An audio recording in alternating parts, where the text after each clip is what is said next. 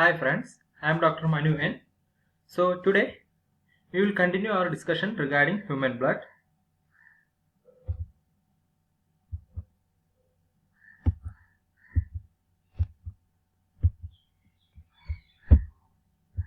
This is our contact details. So friends, till now we have discussed about plasma proteins and finally about hemoglobin. So today we will start about formed elements. From today we will discuss regarding formed elements. So from the formed elements, first we will discuss about erythrocytes or red blood corpuscles. This is a picture showing an RBC, that is red blood cells. It is a biconcave disc with no nucleus, and we have discussed earlier that its cytoplasm contains hemoglobin which is required to carry oxygen. So it is a circular biconcave non-nucleated disc, and its membrane contains circular pores below which lies a contractile layer of lipoprotein, that is called spectrin, and it maintains the shape and flexibility of RBC membrane. And also it contains specific blood group antigen, and it is responsible for separate blood group for each individual. Now coming to its composition, 62.5% of it contains water, 35% hemoglobin, 2.5% about sugar, lipids, enzymes. Now its diameter ranges from 6.5 to 8.8 micrometers, and its thickness, as it is biconcave in shape, it has separate thickness at the center and at the periphery. So at periphery it is about 2 to 2.4 micrometers, and at the center it is 1.2 to 1.5 micrometers. Now its surface area is about 140 micrometer squares, and its volume ranges from 78 to 94 micrometer cube. Now coming to its count, that is RBC counts. We have discussed earlier that at birth RBC count is very high, that is it ranges from 6 to 7 million cells per ml. Now in adults, in males it ranges from 5 to 6 million cells per ml, and in females it ranges from 4.5 to 5.5 million cells per ml, and its lifespan is about 120 days. Now coming to variation in size, shape and structure of RBC. Here we will discuss certain terms regarding this. First, it is anisocytosis, that is variation in size of RBC. It is called anisocytosis. Now poikilocytosis, it means that there is variation in shape of RBC. Now spherocytosis means spherical RBCs. Spherical RBCs are more fragile compared to normal RBCs. So that is it is easily fragile. Now coming to the definition, that is anemia. We will discuss anemia in detail later. Here we will discuss only its definition, that is it is the reduction in number of RBCs less than 4 million cells per ml, or their hemoglobin content less than 12 gram per deciliter, or both. This is the definition of anemia. This is a picture showing normal RBCs and its variations in size and shape. That is, we can see spherocytes, microspherocytes, ovalocytes, elliptocytes. Elliptocytes means elliptical RBCs. We can see sickle cell. We have discussed earlier about sickle cell anemia. That is sickle cells. Then schistocytes, box-shaped cells. That is various variations in size and shape of RBCs. Now coming to polycythemia. Here the RBC count increases more than 6 million cells per ml.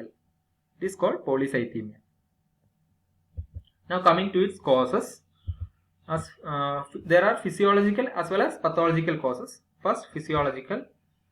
We have discussed earlier, at birth there is increased amount of RBCs. So physiologically at birth there is polycythemia. Now at high altitude, due to chronic hypoxia. Hypoxia is an important stimulant for increased RBC production. So any cause which can cause hypoxia. That is, any reason which can cause hypoxia can lead on to increased production of RBCs and thereby polycythemia. Now coming to pathological causes, that is congenital heart diseases, that is like VSD, ASD, which produces hypoxia. It can cause increased RBC production and thereby polycythemia.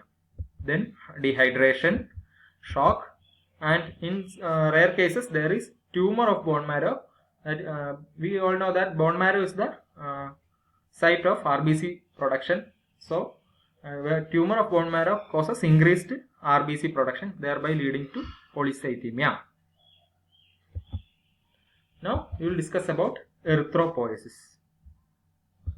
It is the development of RBCs. Erythropoiesis, the term, it means the development of RBCs. In children, the main site of synthesis of RBC is all bones with red bone marrow, also from liver and spleen. Now coming to adults, after 18 to 20 years, it is produced mainly from red bone marrows. That is ends of long bones like humerus, femur, and also from skull, vertebrae, ribs, sternum, pelvis. And if marrow is destroyed due to any cause, then liver and spleen become the important sites of blood formation, that is other than bone marrow. This is the picture showing the various developmental stages of production of RBC. At first, the stem cells, that is, the stem cells means the starting point from which the RBC production starts.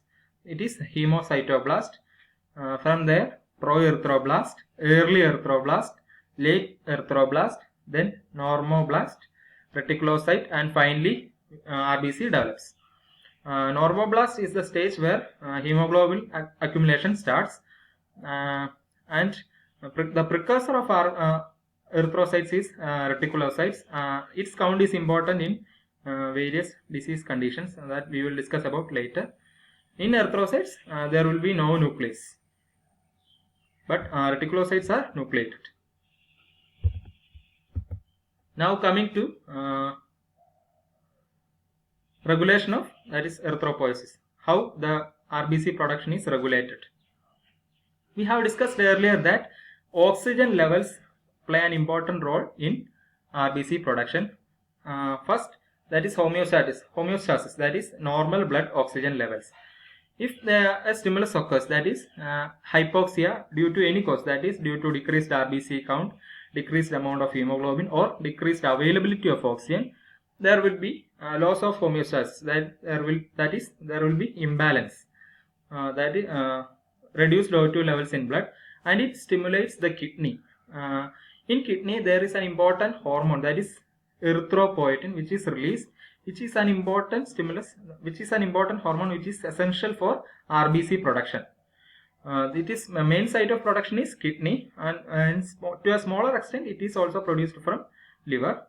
So when there is a stimulus, that is hypoxia occurs, it causes a release of erythropoietin, and it stimulates the red bone marrow, and in result there will be enhanced erythropoiesis, and there will be increased RBC count, and thereby increasing the oxygen carrying ability of the blood. So the homeostasis is accomplished.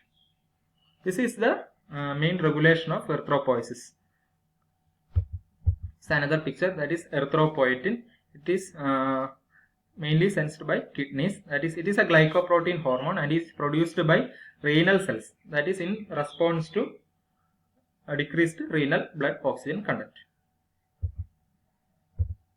Now coming to an important term, that is hematocrit or packed cell volume, also called PCV in short.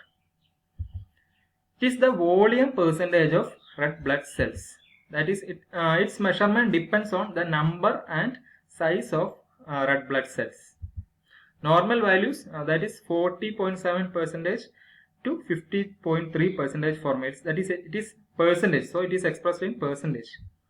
Now in females, it is 36.1 to 44.3 percentage.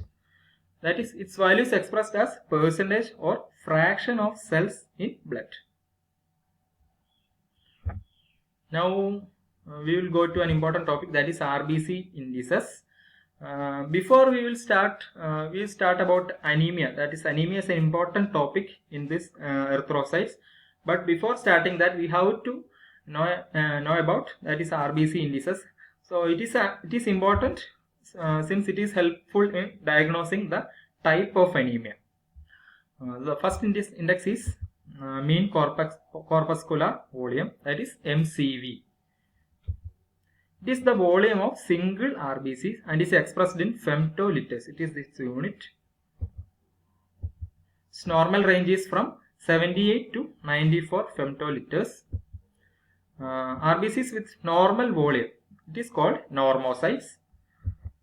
With less than normal volume, it is called microcytes. And if it's more than normal volume, it is macrocytes. That is, normocytes, microcytes and macrocytes. Now coming to its equation, how to calculate the MCV. MCV is equal to hematocrit. We have discussed earlier, that is PCV in percentage into 10 divided by RBC count in millions per millimeter cube of blood. This is the equation to calculate MCV. And if it's more than 94, it is macrocytes, and if less than 78, it is microcytes. Now coming to the next index, that is mean corpuscular hemoglobin, that is MCH. It is the average amount of hemoglobin in single RBCs, and it is expressed in picograms or micrograms. Normal range is 28 to 32 picograms.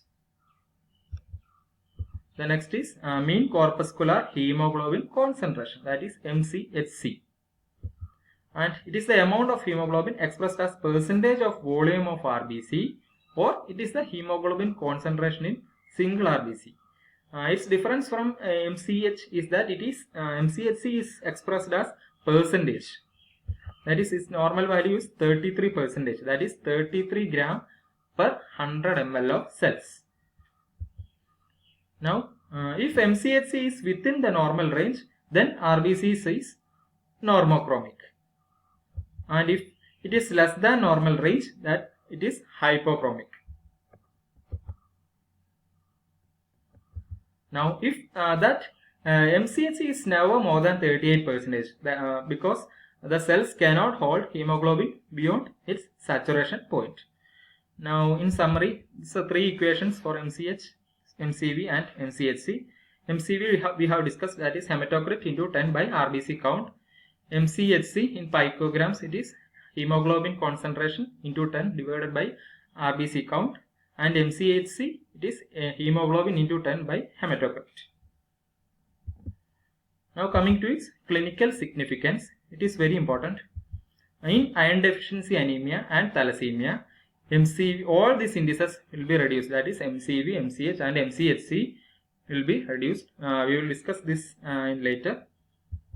And also in anemias due to blood loss or hemolytic anemia, all these parameters will be within normal limits. That is MCV, MCH and MCHC will be within normal limits. And in megaloblastic anemia, MCV is raised above its normal level. It is very important. So friends, that's all for now. Till now we have just discussed an introduction to RBC. From next class onwards, we will discuss in detail about the types of anemia, its classification and all. So friends, I hope you understood all this thing. So thank you friends, thank you for watching us. Thank you.